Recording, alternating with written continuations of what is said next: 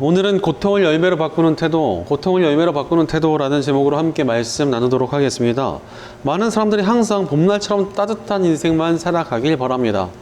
뜨거운 열기와 같은 고난이나 차가운 칼바람 같은 아픔이 없는 그런 삶을 원한다는 것입니다. 저 역시도 제 주변의 사람들과 또 제가 늘 평탄하기를 간절히 바라고 기도하곤 합니다. 하지만 안타깝게도 우리는 종종 인생 가운데 고통스러운 시간을 만나게 됩니다.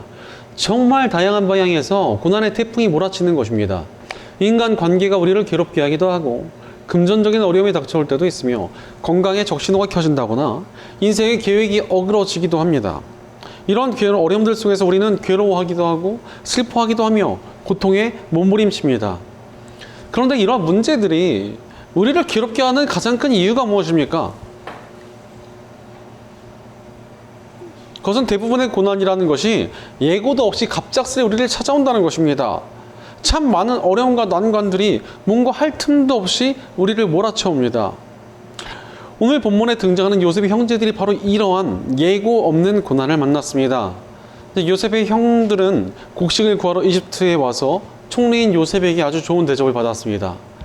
또한 그들이 받고 있었던 첩자라는 오해를 풀게 되었고 또 자루가 터질 만큼 많은 곡식을 얻게 되었습니다.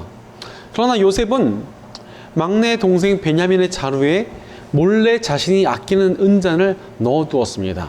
이 사실을 몰랐던 형제들은 새벽같이 일어나서 곡식을 잔뜩 가지고 고향으로 떠나게 되었습니다. 이제 돌아가서 아버지에게 칭찬도 받고 굶주린 가족들을 먹일 생각을 하니까 너무나 기쁘고 들떠 있었을 것입니다. 그렇게 가벼운 발걸음으로 막 돌아가고 있는데 갑자기 요셉의 부하가 와서 그들이 호통을 칩니다. 오늘 보면 4절과 5절을 보니까 너희는 왜 선을 악으로 갚느냐? 어쩌려고 은잔을 훔쳐가느냐? 그것은 우리 주인께서 마실 때 쓰는 잔이요 점을 치실 때 쓰는 잔인 줄 몰랐느냐? 너희가 이런 일을 저지르다니 매우 고약하구나 라며 그들을 책망하였습니다. 당대 세계 최강대국인 이집트 총리의 물건을 훔쳤다는 의심을 받게 되었고 또 이렇게 책망을 당하게 되니까 요셉 형제들이 얼마나 놀라고 두려웠겠습니까? 겨우 첩자라는 누명을 풀고 위기를 넘겼다며 의심했는데 갑자기 훨씬 더 큰 문제가 찾아왔습니다. 그런데 이렇게 갑작스러운 위기를 만난 사람들의 반응이 어떻습니까? 7절과 8절을 보니까 요셉의 형제들의 모습이 나타나는데 위기를 만난 사람들의 반응이 그대로 드러나고 있습니다. 먼저 이들이 이렇게 말합니다. 어쩌야 그런 말씀을 하십니까? 소인들 가운데는 그런 일을 저지를 사람이 하나도 없습니다. 지난번 자루 아귀에서 나온 돈을 되돌려 드리려고 가나안 데서 여기까지 가지고 오지 않았습니까? 그런데 어떻게 우리가 그대의 상전 댁에 있는 은이나 그럼 준단 말입니까? 소인들 가운데서 어느 누구에서라도 그것이 나오면 그를 죽여도 좋습니다. 그리고 나머지 우리는 주인의 종이 되겠습니다. 라며 자신들의 억울함을 표현했습니다. 먼저 형제들이 논리적으로 대응합니다. 자기들이 이전에 의심을 받았기 때문에 돈을 다시 들고 왔다는 것입니다. 자신들은 논리적으로 그런 잘못을 저지를 만한 사람이 아니라는 것입니다. 실제로 많은 사람들이 어려운 상황이 오면은 왜 이런 고난이 왔고 무엇이 원인인지를 분석을 하고 논리적으로 따지고 들기를 굉장히 좋아합니다. 왜 내게 이런 고난이 왔을까? 왜 내게 이런 어려움이 왔을까? 하나님 왜 이런 고난을 주셨나요? 이걸 찾아 헤맵니다. 또한 요셉의 형제들은 스스로의 의로움에 대해서 자신감을 가집니다. 자신들은 의로운 사람이니까 이런 일을 저지를 사람이 절대 아니라는 것입니다. 실제로 고난이 왔을 때 억울해하면서 아니 자신은 착하게만 살아왔는데 이 고난은 자신의 것이 아닌 것 같다며 회피하는 사람도 굉장히 많습니다. 또한 요셉의 형제들은 한번 따져와서 자신들의 억울함을 증명하겠다고 말합니다. 자신들의 문제를 능히 감당할 수 있을 것이다. 자신들에겐 그런 죄를 저질 만한 사람이 없으므로 그런 사람이 있다면 죽여도 좋다 이렇게 말을 하면서 자문하는 반응을 보였던 것입니다.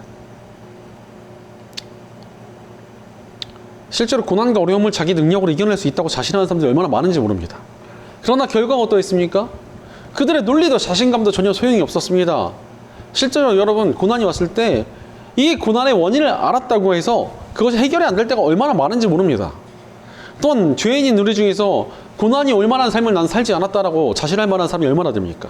오히려 그런 자신감이라는 이름의 교만함이 고난을 불러들인 경우가 훨씬 더 많을 것입니다.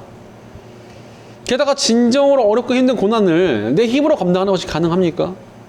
우리의 삶을 뒤흔드는 어려움을 우리 힘으로 감당해내는 것은 불가능하다는 것입니다. 실제로 이어지는 상황을 보면은 요셉의 형제들의 말대로 한번 따져보기 시작합니다. 그러나 그들에게 닥쳐온 문제는 논리로도 자신감으로도 해결이 되지 않았습니다. 생각지도 못했는데 막내 베냐민의 자루에서 요셉의 은잔이 발견되었기 때문이었습니다. 순식간에 그들의 논리와 자신감과 자만심이 다 무너져 버렸습니다. 거대한 고난 앞에서 인간의 논리와 자만심은 아무런 소용이 없다는 것입니다. 그렇다면 우리는 닥쳐오는 고난 앞에서 어떻게 반응해야 되겠습니까? 일단 우리의 생각을 좀 바꿔야 됩니다. 우리 인생에서 만나는 사건들, 특히 고난들은 그냥 다가오는 일이 거의 없는 것 같습니다. 지금 힘들더라도 괴롭더라도 분명히 하나님의 뜻이 숨겨져 있습니다. 마치 열매가 맺히기 위하여 뜨거운 태양과 비바람을 견뎌야 하듯 고난이 지나며 우리를 성장시키게 되고 복되게 하시며 인도하게 하시려는 하나님의 뜻이 분명히 숨겨져 있습니다. 실제로 요셉이 형들에게 이러한 고난을 준 이유가 무엇입니까? 단순히 복수심으로 형제들을 괴롭히게 하려 했다면 이보다 훨씬 더 좋은 방법과 잔인한 방법이 많이 있습니다. 하지만 요셉은 어려움을 통해서 형들을 회개하고 하나님 안에서 바로 세워지길 바랬습니다. 실제로 우리가 하나님 안에 있느냐 없느냐에 따라서 고난을 견디는 태도가 달라지게 됩니다. 하나님 안에 있지 않은 사람은 고난이 찾아왔을 때 그저 힘들고 괴롭고 벗어나고 싶다면서 발버둥을 치기만 합니다. 그러나 하나님 안에 있는 사람들은 하나님의 선하신 계획을 기대하며 견딜 힘을 얻게 됩니다. 우리가 올 한 해 동안 With the Right Spirit, 바른 정신으로 함께 가기라는 주제로 요셉의 삶을 살펴보고 있습니다. 요셉이 정말 많은 고난을 겪었지만 그는 하나님 안에 있는 사람이었기 때문에 끝까지 소망을 품고 믿음 안에서 견디며 하나님의 복과 은혜와 인도하심을 누리는 자리에 도달하게 되었습니다. 마찬가지로 하나님 안에서 살아가는 사람들은 하나님의 자비와 은혜를 바라보고 있기 때문에 고난과 어려움 중에도 희망과 기대를 품고 일어나는 바른 정신을 가지게 된다는 것입니다. 예를 들어서 요즘 소설의 원작에 웹툰이나 드라마가 나오는 경우가 굉장히 많이 있습니다. 그런데 이렇게 다른 미디어로 제작될 만큼 인기가 많은 작품들은요, 주인공이 어려움을 겪다가 극적으로 이겨내는 내용들이 굉장히 많습니다. 또 그렇게 오르락 내리락 하는 부분이 있어야 흥미를 주고 재미를 줄 수 있기 때문입니다. 그래서 주인공이 어려움을 겪는 내용들을 보면은 막 사람들이 조마조마해 합니다. 막 욕도 하고, 어떤 사람들은 작가나 제작진들에게 막 댓글로 편지도 씁니다. 막 우리 주인공 제발 덜 아프게 해주세요. 그만 괴롭혀. 막 안 돼. 그만하세요. 이러면서 막 난리가 납니다. 하지만 원작을 본 사람들은 야, 이게 지나야 이제 성장 좀 하고 재밌는 내용 나올 텐데, 야, 이거 끝나 이제 사이다 같은 장면이 나오는데, 이러면서 뒷내용이 너무 기대된다. 이러면서 보는 것을 보았습니다. 마찬가지로 하나님 안에서 고난을 이겨내는 사람들의 모습이 이와 같습니다. 이 고난이 끝이 나면 하나님께서 이루실 놀라운 일이 일어날 것이다 라면서 버텨낼 힘이 생기는 것입니다. 그러므로 우리는 하나님 안에서 어려움을 극복해야 합니다. 그때 요셉을 포함한 믿음의 선배들처럼 우리도 고난을 이겨내고 풍성한 믿음의 열매를 얻게 될 것입니다. 그렇다면 우리가 구체적으로 어떻게 하나님 안에서 어려움을 극복해 나가야 하겠습니까?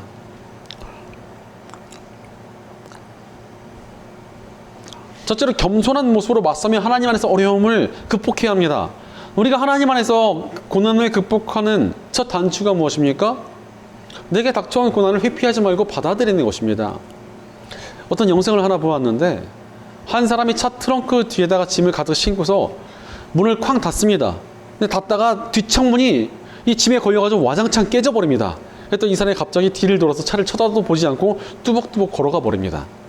너무나 충격적인 상황이고 너무나 괴로운 상황이니까 어려움을 받아들이고 싶지 않다면서 시선을 피해버린 것입니다. 하지만 고난이라는 것은 그렇게 인정하지 않는다고 피해가는 것이 아닙니다. 우리는 우리에게 닥쳐온 고난을 받아들이고 맞서야 됩니다. 오늘 본문 13절에도 보니까 요셉의 형제들은 옷을 찢으면서 울면서 이집트로 되돌아갔습니다. 이 울며 옷을 찢었다라는 것은 이 고난이 자신들에게 닥친 것을 확실히 받아들였다는 것입니다. 사실 논리적으로 따지면서 아니 내게 이런 고난이 왔을 리가 없어. 이 고난이 정말 내 것일 리가 없어. 이렇게 회피해봐야 소용이 없습니다. 게다가 왜 나한테 이런 고난이 왔는가? 내가 뭘 그리 잘못했는데? 이러면서 따지는 것은 이 고난을 아직 자신의 것으로 인정하지 못한 것입니다. 물론 어느 정도 분석하고 다시 도전하는 것도 중요합니다.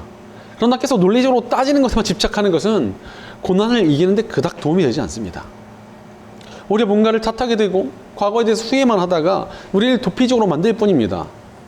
실제로 어려움이 찾아와도 이겨내려면 일단 자신의 것으로 받아들이고 맞서야만 이겨낼 수 있는 것 아니겠습니까?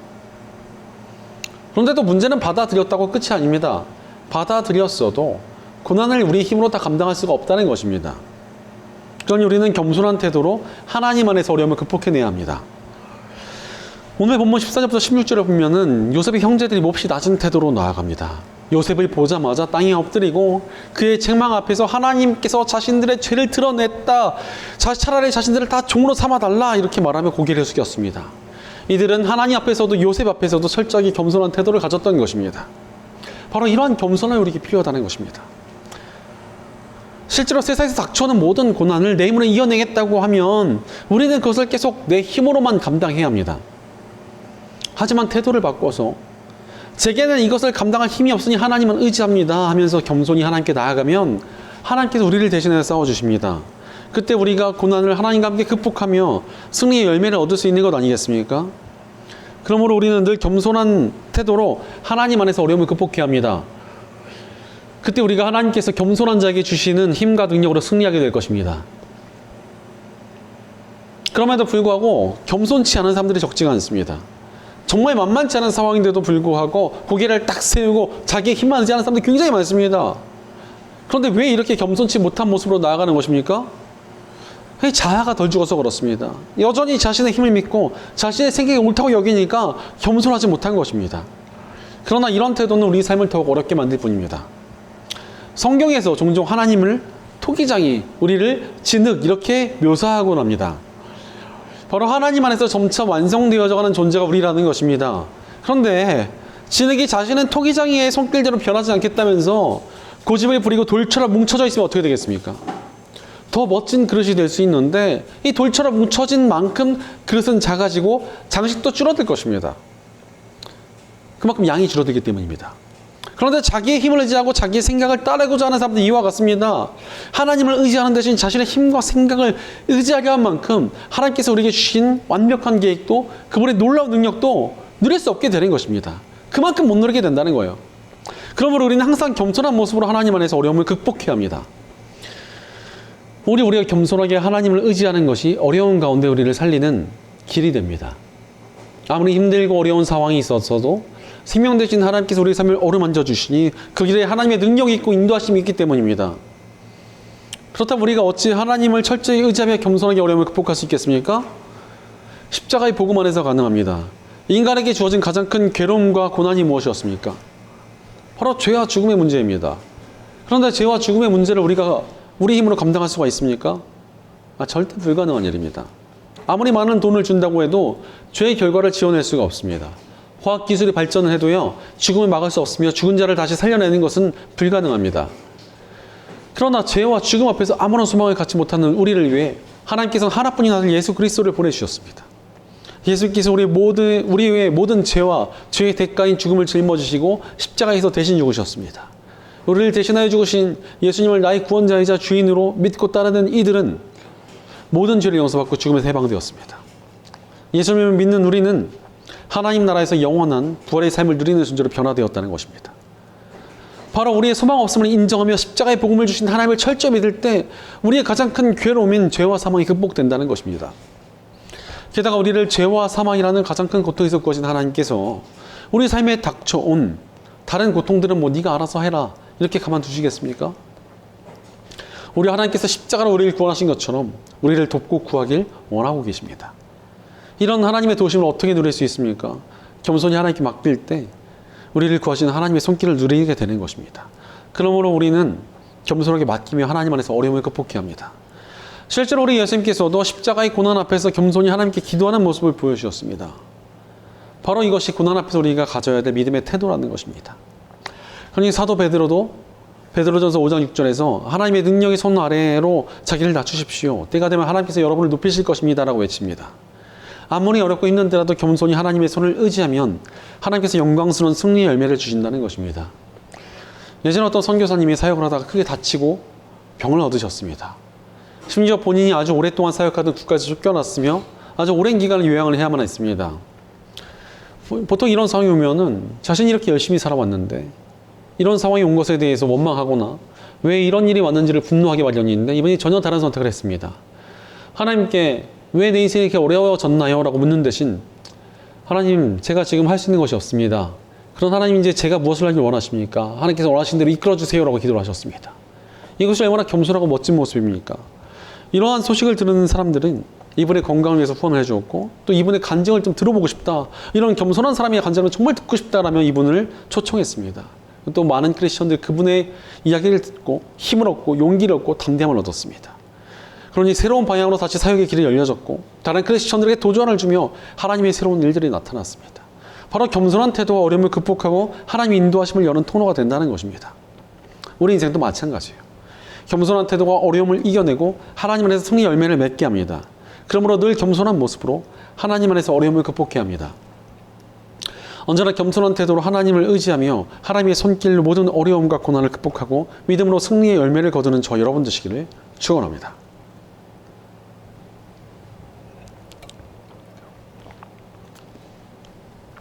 둘째로 소망을 품고 하나님 안에서 어려움을 극복해야 합니다.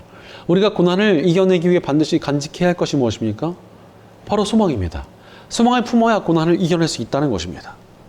물론 고난이라는 것은 우리를 두렵게 만듭니다. 오늘 보면 17절을 보니까 요셉은 그렇게까지 할 것은 없소. 이 잔을 가지고 있다가 들킨 그 사람만 나의 종이 되고 나머지는 평안히 당신들의 아버지께로 돌아가시오라고 말합니다. 요셉에게 낮은 모습으로 자비를 구하던 형제들에게 요셉은 냉정하게 그들의 말을 끊고 막내 베냐민만 놓고 가라고 말했습니다. 이렇게 막내를 놓고 가는 것은 아버지 야곱을 너무나 크게 실망시키는 일이기도 했고, 막내 동생을 잃어버린다는 것은 너무나 가슴 아픈 일이었기에 형들은 몹시 괴로웠을 것입니다. 그러나 여러분, 이 모든 상황의 결말이 무엇이었습니까? 사실 총리였던 요셉이 형들을 용서하고 기근에서 그의 가족들을 구하기 위한 큰 그림을 그리고 있었던 것입니다. 그러므로 아무리 강력한 권력과 힘을 가진 요셉이 냉정하게 그들을 더욱 큰 고난으로 몰아넣었어도 전체적인 상황으로 보면은 몹시도 큰 소망이 숨겨져 있었던 것입니다. 우리들의 인생도 마찬가지입니다. 아무리 힘들고 어려운 상황이어도 그게 전부가 아닙니다. 고난 뒤에 나타날 하나님의 인도하심과 복과 승리가 분명히 있습니다. C.S. 루이스가 고난은 변정된 축복이다라고 말했던 것처럼 고난 뒤에 반드시 하나님께서 주실 놀라운 계획들이 있다는 것입니다. 그러므로 우리가 어찌 해야 되겠습니까? 끝까지 포기하지 말고 소망을 품으며 하나님 안에서 어려움을 극복해야 합니다.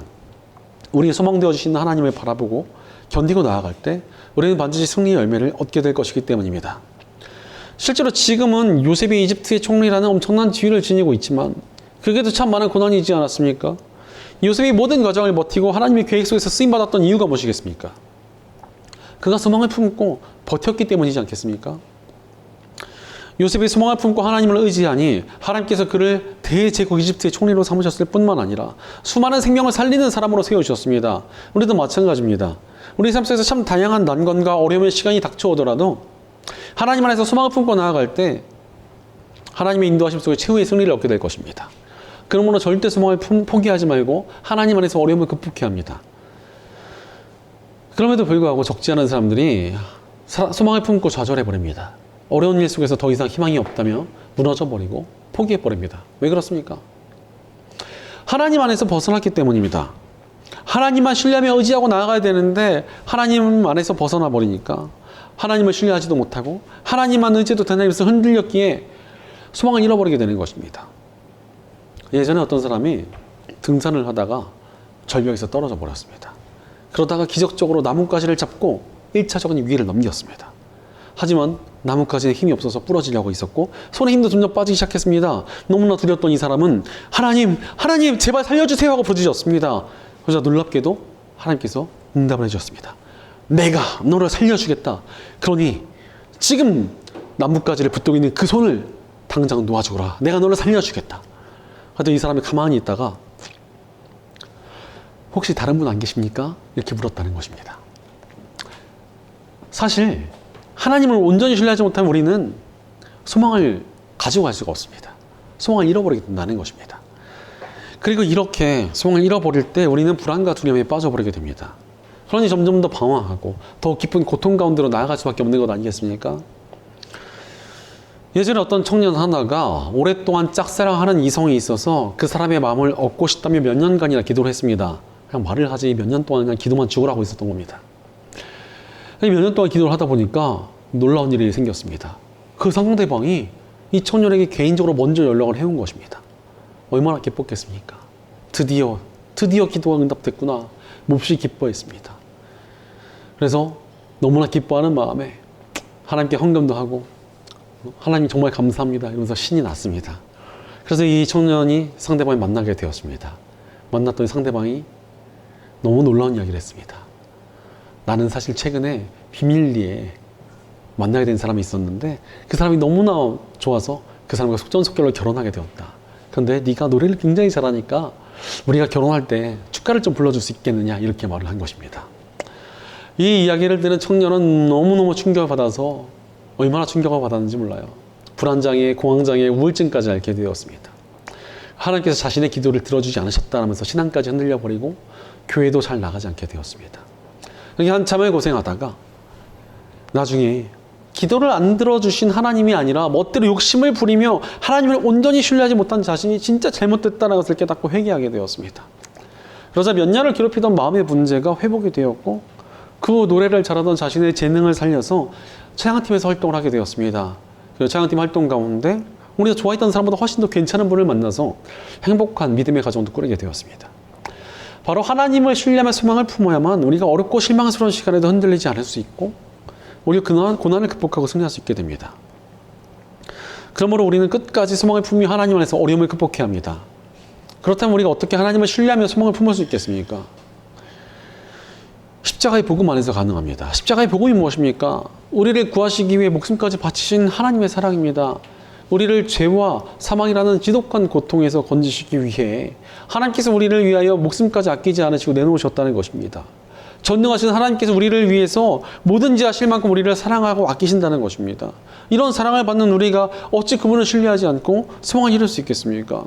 전능하신 하나님께서 우리를 사랑하신다는 증거인 십자가를 바라볼 때 우리는 언제든 소망을 품고 다시 일어날 수 있습니다. 이 소망이 우리가 믿음의 승리를 얻게 되는 가장 핵심적인 태도입니다. 그러므로 소망을 포기하지 말고 하나님 안에서 어려움을 극복해야 합니다. 실제로 예수님께서도 제자들에게 기도하지 말고 낙심하지 말라고 말씀하셨습니다. 그러면서 악한 재판관에게 억울함을 풀어달라고 계속 매달렸던 과부의 얘기를 해주십니다. 재판관이 악한 사람이라 연약한 과부의 말을 처음에는 무시했으나 과부가 계속 매달리고 또 매달리니까 못 견디고 그녀의 억울함을 풀어주겠다고 나섰다는 것입니다. 사실 이렇게 끝까지 매달렸다는 것이 무엇입니까? 소망을 포기하지 않았다는 것입니다. 악한 재판관도 소망을 품은 사람의 말을 들어주는데 선하신 하나님께서 소망을 품고 나오는 우리를 가만히 두시겠습니까?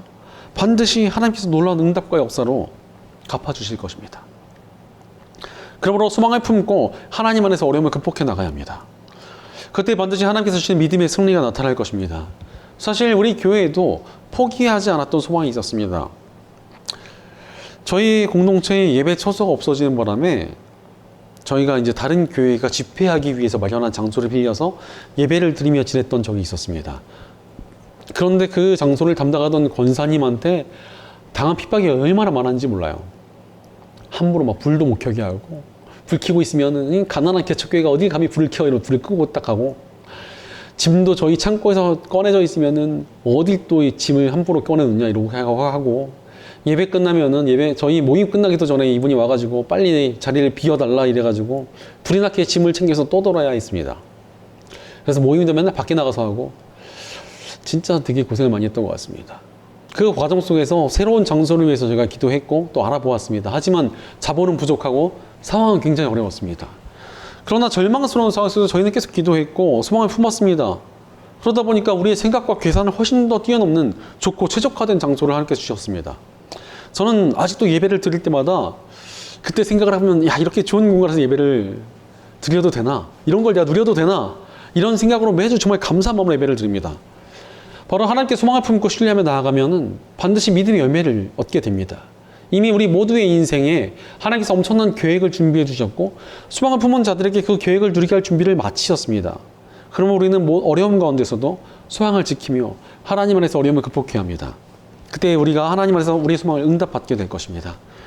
그럼 모든 상황 속에서 끝까지 소망을 품고 하나님을 의지하여 승리의 열매를 거두고 하나님의 선하신 계획을 풍성히 누리는 저 여러분 되시기를 축원합니다. 사랑하는 여러분, 하나님 안에서 하나님의 능력으로 승리하는 삶을 살아가고 계십니까? 고난은 우리 삶 가운데 소리 없이 다가와 우리를 힘들게 하고 좌절시키려 할 것입니다. 그러나 우리가 하나님 안에 있다면 모든 고난과 어려움은 그저 극복하고 넘어설 수 있는 하나의 과정으로 바뀌게 됩니다. 하나님 안에 있으니 고통과 좌절이 오히려 성장의 계단이 되어버리는 것입니다.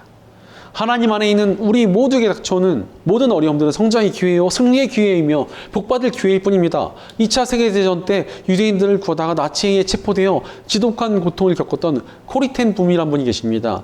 이분은 수용소에 끌려가서 모진 고통을 겪었지만 그 안에서도 성경을 가르치고 복음을 전하며 희망을 잃지 않았습니다. 전쟁 이후에 풀려난 그녀는 용서와 사랑의 메시지를 전하며 전 세계에 하나님의 살아계신과 믿음을 나타내는 삶을 살아갔습니다.